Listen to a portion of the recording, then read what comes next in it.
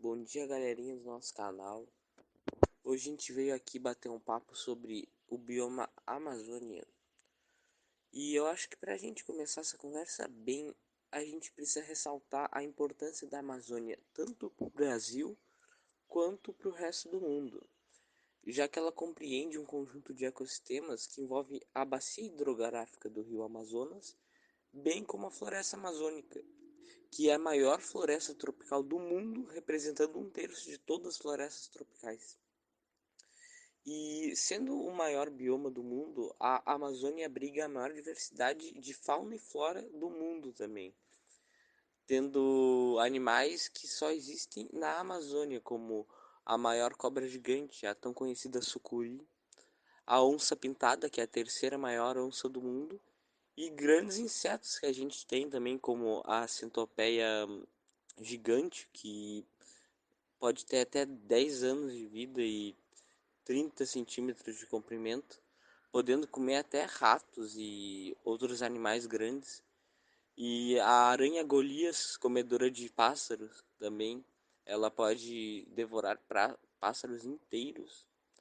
E tudo isso na nossa Amazônia, né, para mostrar como a biodiversidade existe em abundância, né? Aliás, algumas espécies se adaptam constantemente ao bioma, como na ocorrência de inundações sazonais, que acontecem todos os anos devido às cheias dos rios.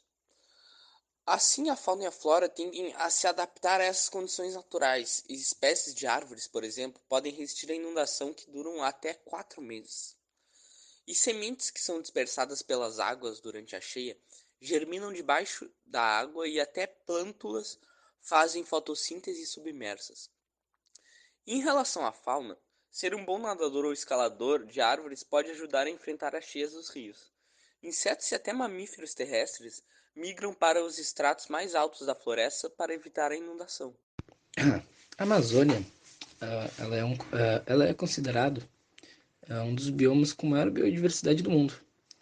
Ela refere-se a um conjunto de ecossistemas que abrange a bacia amazônica e a maior floresta tropical do mundo, né? A floresta amazônica. Ela não é exclusivamente um bioma brasileiro. Ela pode ser encontrada também em vários outros países, como na Guiana, no Peru e alguns outros.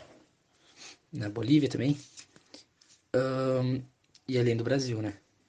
Falando do Brasil, esse bioma ele ocupa quase 50% do território brasileiro, sendo percebível além do estado do Amazonas, como no Acre, no Amapá e no Pará, e em alguns outros. Né?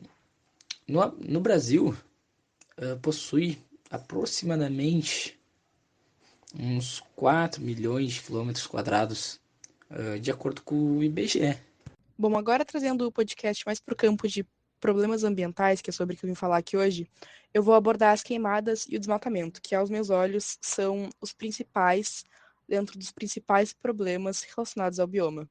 São, para mim, os mais gritantes, porque são problemas que, assim, são muito negligenciados pelos órgãos públicos. Faltam políticas públicas, sabe? Faltam um comprometimento mesmo. Mas, acima de tudo, falta fiscalização. E como o Pedro trouxe já no começo do podcast mesmo, a floresta amazônica não é importante só aos brasileiros, sabe? Não é só uma questão nacional. É uma questão global, realmente, porque esse status de pulmão do mundo não é à toa. A Amazônia reúne uma biodiversidade gigantesca, sendo nada mais nada menos que a maior floresta do planeta. Ela possui um papel importantíssimo no regulamento dos índices de pluvialidade no país. E daí isso afeta o clima, né? Daí a importância global. Por isso que é inaceitável um comprometimento tão baixo e mesquinho, praticamente nulo do governo para com essas pautas. Só que esse descaso todo não é uma questão só de clima, não é uma questão de, é uma ser tão linda, sabe? É uma questão social, é política e, acima de tudo, é econômica, porque tem muito interesse econômico na Amazônia. Quer dizer, as queimadas, o desmatamento. Vocês que escutam o nosso podcast, já pararam para refletir sobre isso? Tu aí já pensasse? Claro que não, né? Ninguém se importa. Mas a gente deveria, porque não tem planeta B pra gente como a gente. Se isso aqui explode, se dá uma merda, quem se salva é o Elon Musk, pega um foguete e foi. Mas pra mim e pra ti é esse aqui mesmo. Então a gente precisa se conscientizar disso, dessas questões todas. É chato, mas é extremamente importante. É o nosso país, é a nossa floresta, é a nossa vida, sabe? Agora, trazendo dados aqui para vocês, para terem uma noção melhor da realidade. O relatório anual dos desmatamentos, tá, feito pelo MAP Biomas, comprova que o agronegócio é o principal responsável pelo desmatamento ilegal no Brasil. O estudo divulga ainda esse ano, o estudo divulgado, perdão, ainda esse ano aponta que a agropecuária provocou 97% da perda de vegetação nativa, principalmente na Amazônia, que é o nosso bioma aqui, né, que concentrou 59% da área desmatada. Sim, gente, é tudo muito triste, mas, sabe, são dados bastante alarmantes. Para quem se interessar, vai estar aqui na descrição o link dessas matérias. Mas, assim, sendo bastante objetiva, as cidades matadas, essas queimadas, qual o real interesse por trás dessas ações? Para que essas áreas vão ser usadas? De que é esse interesse e quem vai se beneficiar? Assim, pensando, assim, acho que não vai ser nem eu nem tu, né? Nem o Elon Musk também. Mas certamente não vai ser a gente. Essas questões todas, elas entram na esfera econômica e quem vai falar sobre isso aqui hoje não sou eu, é o Gabriel, convidado aqui no podcast para falar especialmente sobre esse tema voltado à economia. Então, vou passar a palavra para ele. O clima da Amazônia é quente e úmido, e ele é classificado como equatorial ou clima tropical úmido. Esse tipo de clima ele é caracterizado pelas altas temperaturas durante o ano, com médias que variam de 25 a 27 graus e baixa amplitude térmica anual. Então não tem muita diferença de temperatura entre os meses mais quentes e os mais frios, e eles raramente têm temperaturas menores que 20 graus. O ar ele é bem úmido no clima equatorial e fica em torno de 70 a 80%. Lá tem bastante chuva e elas são bem recorrentes, então não tem nenhuma estação seca. E todo ano, os volumes pluviométricos variam de 1.200 a 1.500 milímetros, mas tem áreas que registram índices superiores, que chegam a 3.000 milímetros no ano. Bom, eu sou o Gabriel, sou o convidado de hoje aqui do podcast. Fui convidado a falar um pouquinho mais sobre essa questão econômica por trás desses ataques na nossa floresta amazônica. Os principais pontos são as queimadas, que é um tema muito atual no Brasil e em todo o mundo por conta das polêmicas do ano passado e tudo mais, que eu acredito que todo mundo já tem escutado a falar, e também o desmatamento, que é algo diário na nossa floresta. A cada ano, o percentual desses crimes só aumenta, e além disso, ambas práticas têm um motivo em comum. As duas estão relacionadas à economia.